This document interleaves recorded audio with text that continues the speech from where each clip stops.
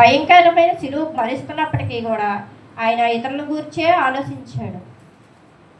మూడో మాటగా తన దగ్గరగా ఉన్న సిలువ దగ్గర చెంతనే ఉన్న తల్లి క్షేమాత్మే కోరుకున్నాడు ఆయన. నిర్గమకాండం 20:12 మనం భూమి మీద దీర్ఘాయుష్మంతులు కావాలి అంటే నీ తల్లిని నీ తండ్రిని సన్మానింపుము. అంటే మనం ముందుగా మన తల్లిని మన తండ్రిని సన్మానిస్తేనే అప్పుడు మనం పరలోకంలో హక్కుదారులు అవుతాం. లోకంలోనే తల్లిదండ్రులనే మనం సన్మానించలేకపోతున్నాం, ఇంకా ఇతరుల ద్వారా ఇతరులు మనం ఏం ప్రేమించగలము చెప్పండి? ఇతరులని మనం ప్రేమించలేం కదా. మన తల్లిదండ్రుల ముందు ప్రేమిస్తేనే ఇతరులు మనం ప్రేమించగలం. మనకు ముందుగా ఉన్నది ఎవరో, మన ముందు నుంచి ఉన్నది కూడా తల్లిదండ్రులే మన యందు ఉన్నారు. తండ్రిని మనం గౌరవించాలి, వారికి మాటలకు లోబడి ఉండాలి. మన కోసం ఎంతో కష్టపడేవారు వాళ్ళు. ఇప్పుడు మన దగ్గర ఎంతో కష్టపడుతున్నారు. ఇప్పుడు ఏ మగవాళ్ళు బయటికి వెళ్ళి పని ఎందుకు చేయాలి, ఏ ఇంట్లో పిల్లలు ఎందుకు చేయకూడదా? కానీ ఆయన ఎందుకు చేస్తున్నారు? అయ్యో నా పిల్లలు నా భార్య ఇంట్లో ఉండాలి అంటే వారు వెళ్ళి బయటికి వెళ్ళి కష్టపడితేనే కదా మన ఇంట్లో ఉండి చేసుకోగలము. వారే ఇంట్లో ఉంటే మనం ఎలా చేయగలము? అయినా సరే ఆయన వాళ్ళ పిల్లల కోసం ఇబ్బంది పడకూడదు, వారి పిల్లలు ఎటువంటి ఇబ్బంది పడకూడదని బయటికి వెళ్ళి ఎండైనా వానైనా ఎటువంటిదైనా సరే వాళ్ళు కష్టపడి వస్తారు. మరి మనం వారి మాటలకు లోబడి ఉండకపోతే ఇంకా వారు చేసిన కష్టానికి ఇక్కడ ఫలితం ఎక్కడ ఉంది? తల్లిదండ్రులకు మనం మాటలకు లోబడి ఉండాలి. పిల్లలైన వారు కూడా తల్లిదండ్రుల మాటలకు లోబడి ఉండాలి. వాళ్ళు ఎంతగానో తల్లిదండ్రులు మన గురించి ఎంతో ఆలోచిస్తారు. ఏ సమయంలో కూడా మనల్ని ఒంటరిగా వదిలిపెట్టలేదు ఆయన. చిన్నప్పటి నుంచి మన పెళ్ళి అయ్యి పిల్లలు పుట్టినా సరే మనం వెన్నంటే ఉంటారు మన తల్లిదండ్రులు. అయ్యో ఇగో పెళ్ళి అయ్యింది కదా, ఇక భర్త వచ్చాడు కదా, లేదా భార్య వచ్చింది కదా విడిచిపెడతారా? విడిచిపెట్టరు. మనకి పిల్లలు పుట్టినా సరే మనం వెన్నంటే ఉంటారు. మనం సంతోషంగా ఉంటే వాళ్ళు ఎంతో ఆనందపడతారు. అందుకే ఏ సమయంలో కూడా తల్లిదండ్రులని మనం విడిచిపెట్టకూడదు, మనం వెన్నంటే వారు ఉంటారు. ఇప్పుడు మనం ఏదైనా చెయ్యాలనుకోండి, నువ్వు చెయ్యమ్మా, నీకేంటి, నేను ఉన్నాను కానీ కదలా అని మనం ఎన్ని తట్టుతూ ఉంటారు. ఎంత కష్టమైనా సరే వారు భరిస్తారనమాట. ఇప్పుడు ఏదైనా ఒక ఫలానా చెయ్యాలి, నాకు దానికి డబ్బు కావాలంటే నువ్వు చెయ్యమ్మా, నువ్వు బాగుపడతావు అంటే నేనే నీకు కష్టమైనా సరే అప్పు చేసైనా సరే ఇస్తానంటారు మన తల్లిదండ్రులు.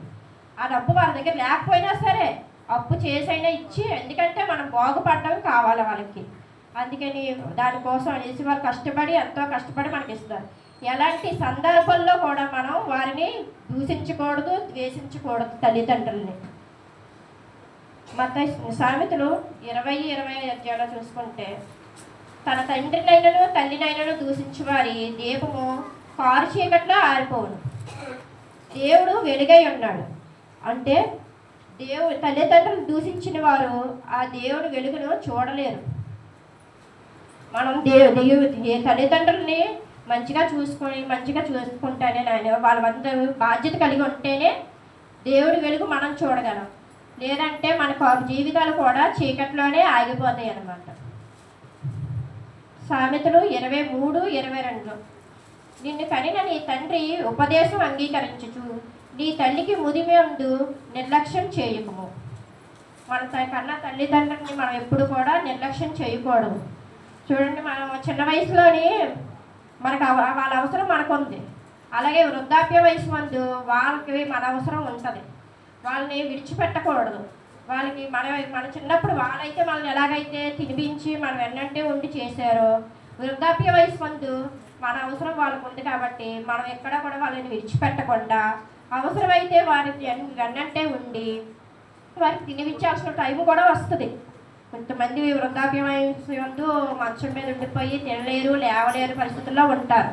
అలాంటి టైంలో మనల్ని చిన్నపిల్లలుగా వాళ్ళు ఎలా చూసుకున్నారో ఆ టైంలో మనం కూడా వాళ్ళని చిన్నపిల్లల్లా చూసుకోవాల్సి వస్తుంది.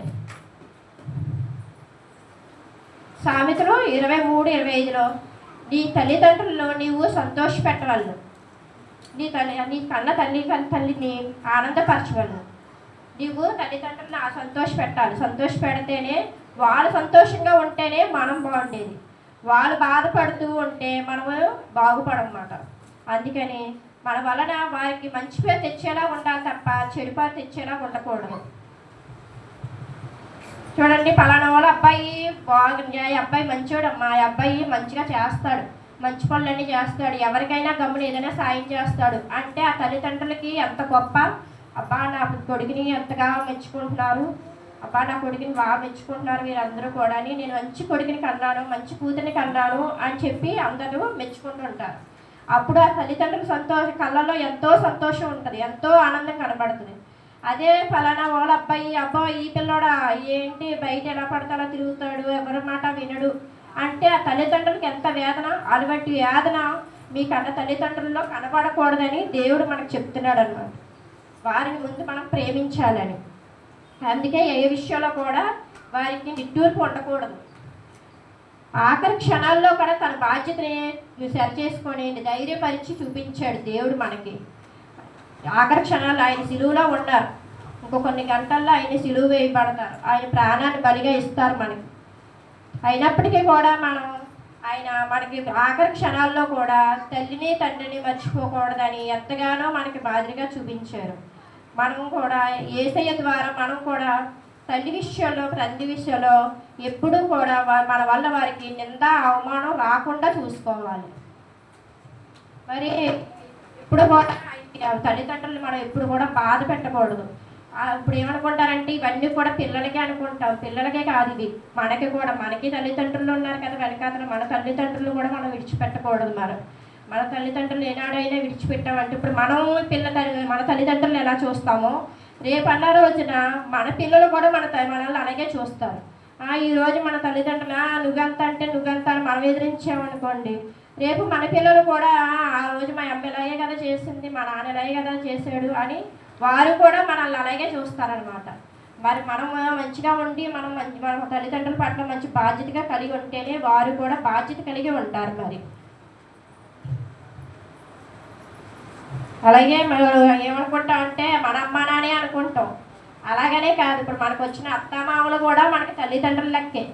ఇప్పుడు వారి తల్లిదండ్రులైనా మనకి తల్లిదండ్రుల లెక్కే. అలాగే ఇప్పుడు భర్తలకు కూడా అత్తమామలు కూడా తల్లిదండ్రుల లెక్కే. అందుకు కాబట్టి కోడలుగా అల్లుడిగా కూడా తల్లిని కూతురిని తండ్రిని కూడా మనం జాగ్రత్తగా చూసుకోవాలి, బాధ్యతగా మెలిగి ఉండాలి. అక్కడ తల్లికి ఒక కుమారుడు